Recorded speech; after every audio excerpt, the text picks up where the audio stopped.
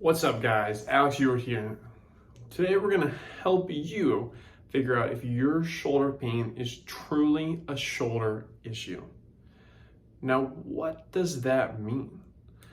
So a lot of times swimmers come in and they think they have a shoulder issue, but most of the issue is actually coming from their neck. And this is a shock to them because they're kind of like, what the heck? But I'm going to explain it more and why it's so common.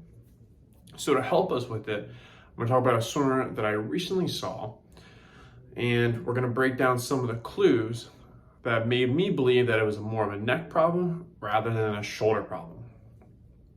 All right, so for this swimmer, was a high school age swimmer, was really fast, and they were kicking butt all summer.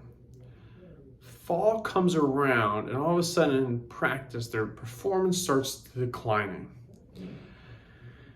Not necessarily any discomfort, but there was some lingering discomfort kind of around the base of the neck, top of the shoulder area, but not too much.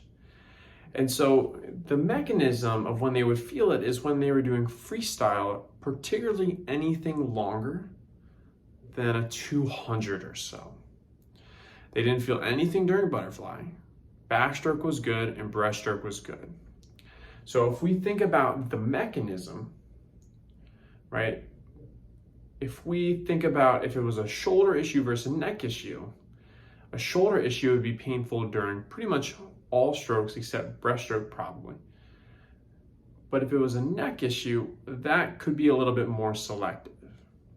And so what is one of the differences between freestyle and the other strokes? It's that you have to turn your head to breathe during freestyle. So there's a little bit more action from your neck. Another time this swimmer would start to kind of feel that same kind of pain around here was when they were sitting in class. And so when you're in school, hopefully you're not using your shoulder a whole lot unless you're answering a ton of questions. But so those mechanisms of only when they're twisting their head and sitting in class as the main mechanisms of their pain already started making me think, okay, more of a neck than a shoulder. And so then now we go into what makes it feel better versus what makes it feel worse.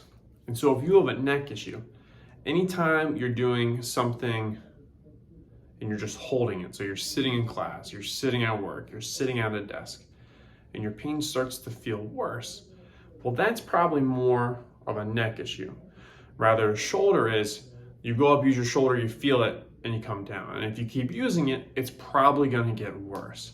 So whether you're just holding a position for a long time where you're not really moving versus the action of actually moving your shoulder. And then what can alleviate it? Right, so even sometimes when people have neck discomfort, if they have their arm above their head, it takes pressure off the lower part of their neck. So that can actually make them feel better. And then lastly is pain provocation tests. If you can do a whole bunch of motions with your shoulder and there's no increase in pain, is it really a shoulder problem? Versus if it's your neck, everything could be a little bit irritated, but it doesn't necessarily get worse when you do all the shoulder specific pain tests. Versus with a shoulder, you definitely can provoke it with doing a muscle test here, a strength test here, right? That kind of pinpoints certain structures. But if everything's kind of a little bit painful, but doesn't really increase, probably more of a neck problem than a shoulder problem.